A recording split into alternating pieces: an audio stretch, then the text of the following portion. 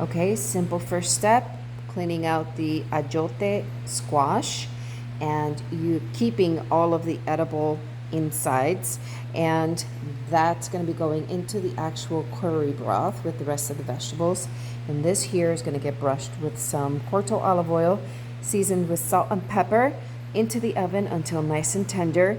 And the way that I'm going to try to avoid this squash caving in on itself is by stuffing it with some aluminum foil so it retains its shape. That way I can pour the curry right into it and it's gonna be amazing. Can't wait to show you. So stay tuned.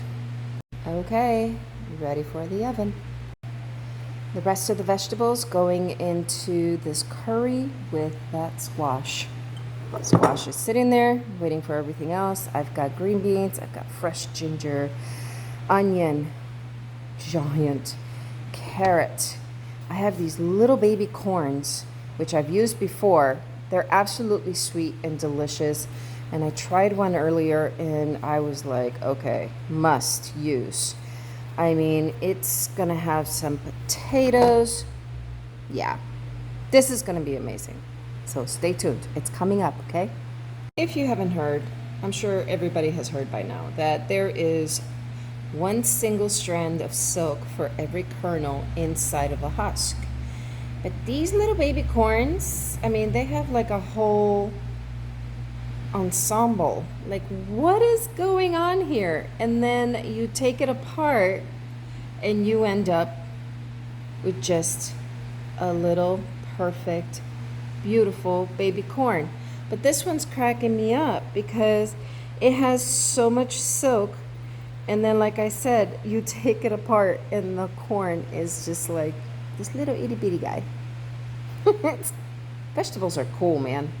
Okay, so my vegetables are all cleaned and sliced, diced, chopped, snapped.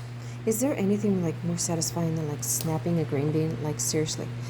And now I have my spice line up here. I have a yellow curry paste, paprika, I have coriander, turmeric, I have some beautiful cumin, like organic, like super gorgeous, from here in Nicaragua.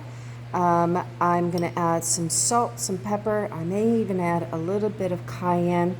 This curry is going to be so incredibly flavorful and really colorful. There's that yellow curry paste with all of the spices.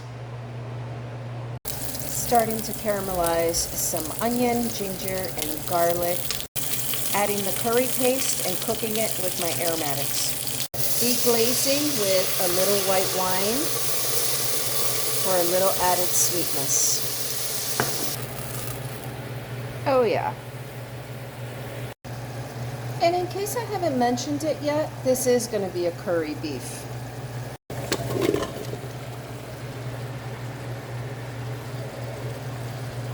Waiting to add the corn and green beans.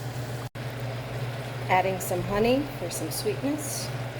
And now 2 cans of the Thai Kitchen coconut milk, my favorite.